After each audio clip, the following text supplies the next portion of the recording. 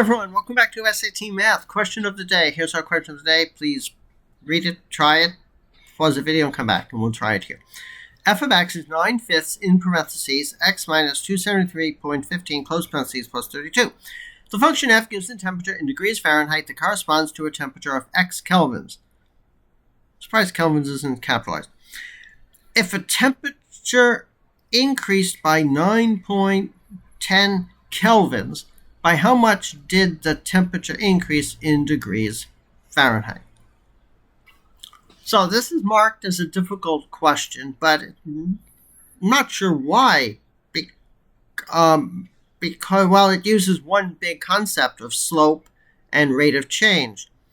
If you change the x by a certain amount, the output of the function, the dependent variable, changes by the change in the x times what would be the slope or the rate of change of x of the function with respect to x. In other words, you just multiply. The bottom line is you just multiply 9/10 times 9/5 to get the answer. Because if you have one change in x, if x goes up by 1, then the output goes up by 9/5. Now, the slow way of doing this is to make a number like 100 and calculate f of 100. In other words, calculate what the Fahrenheit temperature is when Kelvin is 100, and then compare it to f of 10910, and then you can compare it. Then you'll take the difference and you'll see that it is 16.38. That's a super brute force way of doing it. Highly not encouraged, but one can do it that way. But you would blow a lot of time. I mean, this function here, it looks complicated, but it's really in the form y is equal to mx plus b. It is a linear function. And the linear function, if you change x by a certain amount, the y changes by m times x. And that is the big idea. It's the main concept that's required to do this problem in an efficient way. So what is Seth saying? Right, yeah. Seth says 9/5 is a little bit less than 2. And 9/10 is a little bit less than... No, a little bit greater than 9. So a number a little bit less than 2, but a little bit greater than 9. And you multiply the 2, you get about 18. So therefore, you don't even need a calculator for this, because these numbers. That's right. Yeah, that's a pattern. That's a pattern that one can take advantage of to do the problem faster. These numbers are so far away from each other as a percent basis. Yeah, as a percent-wise. Exactly, as a percent-wise, that all you have to do is just glance at the answer. It's about 2 times about 9, which is about 18, which is about 16.38. Thanks, Seth. That's right, you don't need a calculator. You don't have to waste your time. Unfortunately, I did when I looked. Oops, I'm sorry, I cheated. One of the few times I cheated on this problem that I used a calculator, which was, 5 seconds. But 5 seconds sometimes does make a difference. And if it's on the digital, you have to click the calculator thing. So really, just bring a calculator. This way you don't have to waste time clicking around to open the calculator and close the calculator. Just bring a calculator with you on the test. It'll be a little faster. Seth, you must have some better insight on this. Some more sophisticated insight. No. No? No. It's super important to recognize different types of functions and their characteristics. That's really important. Well, it's important in math, but going to be really important for this test. And there are only a few different types of functions. This is a linear function. Sometimes there's a quadratic. Sometimes there's an exponential. They have different behaviors.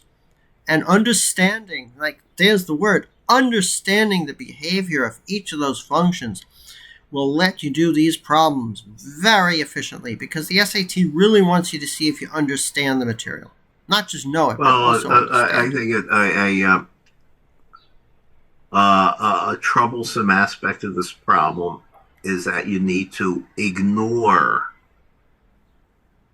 some details, ignore many details in what you're being told. Yeah, right. That it's important to be able to see that the details in the formula for capital F that are relevant to this problem are the 9/5 coefficient multiplied by the variable x, and it's so it's so the difficulty, which is the way that knowing math helps, is that this whole thing is 9/5 times x plus a constant, Right. and therefore the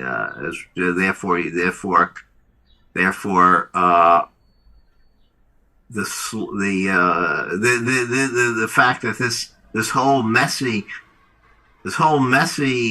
expression is equivalent to 9/5 times x plus a constant. The trick, the way to overcome the difficulty, is to quickly see that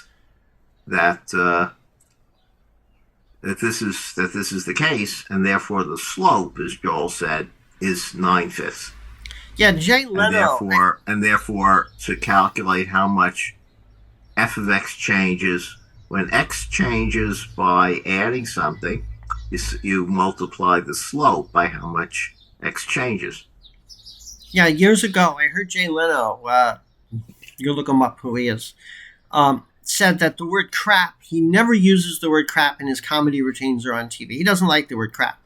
But really, one of the things you need to do when you do math, in fact, no, one of the things you need to do when you solve any problem at all, any math, whatever, is just cut through the crap.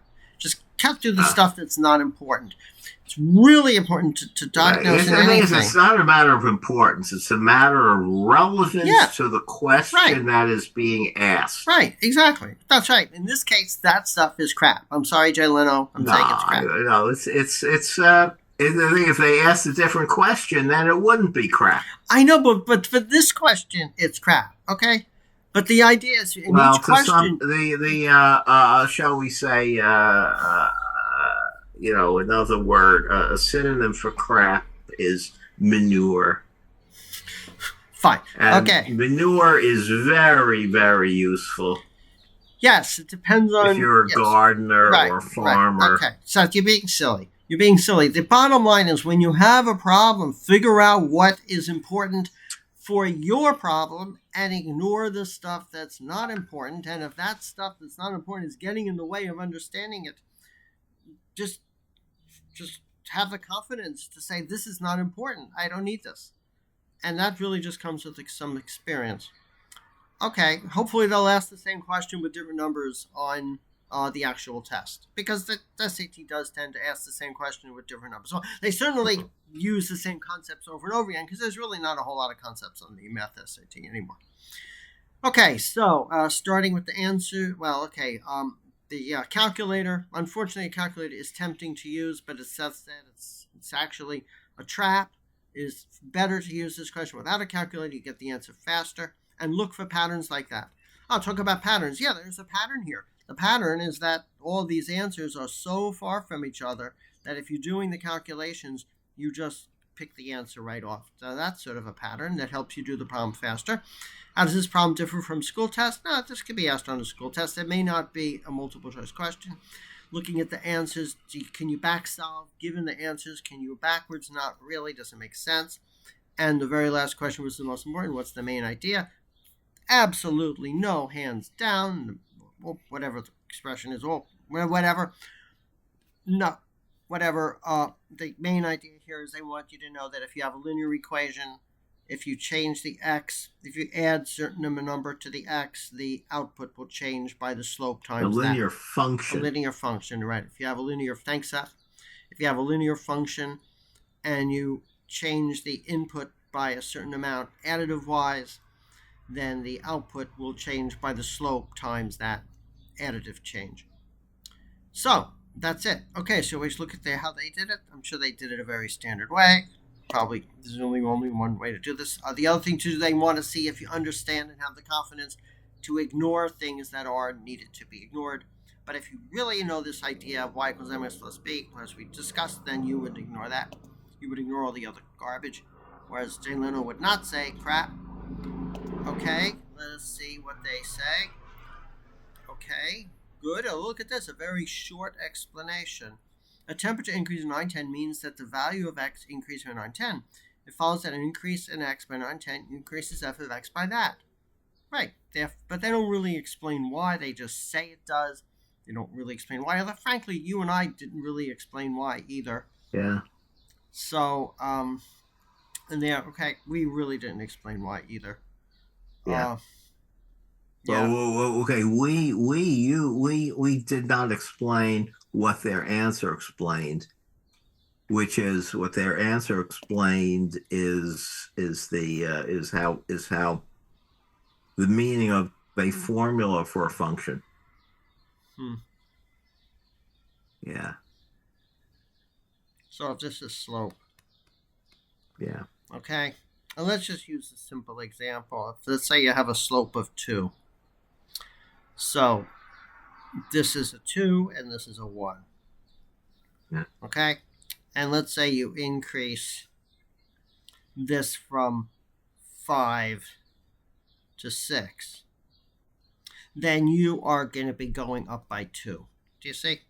Do you see? If you go from 5 to 6, that means you've increased by 1, which is this, which means that your output goes up by 2.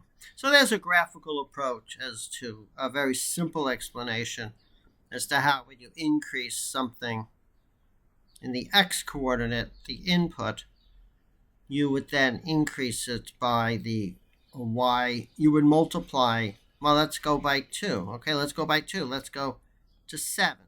So x went up to 7. 7. What am I talking about? We went from 5 to 7. X went up by 2.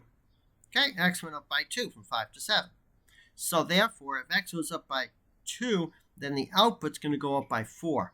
Because first you go up by 1. First, if you move this way 1, then you've gone up 2. Then you've gone another 1 this way.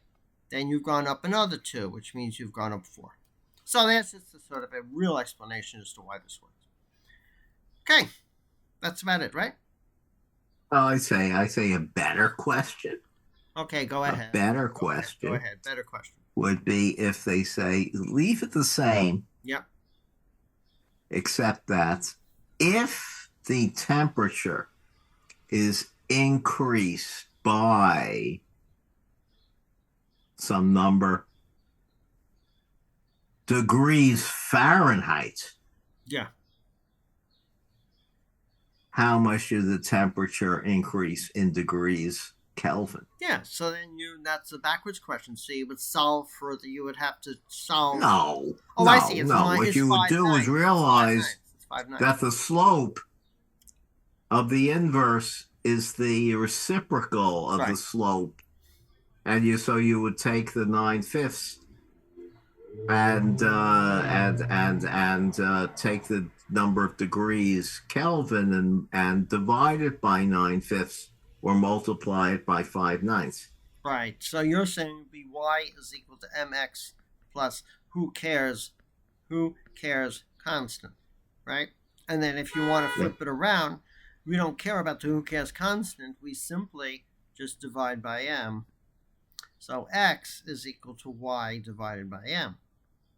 So this is plus another constant. Or plus another constant, which we don't care about. A different constant. Right, a different constant, but nobody cares. So then this would be, so it would be 1 over m y, which would be the reciprocal of the slope. Right, exactly. Yeah. Yeah, right. That's the better way to do it. So if this is a difficult question, what would be my question?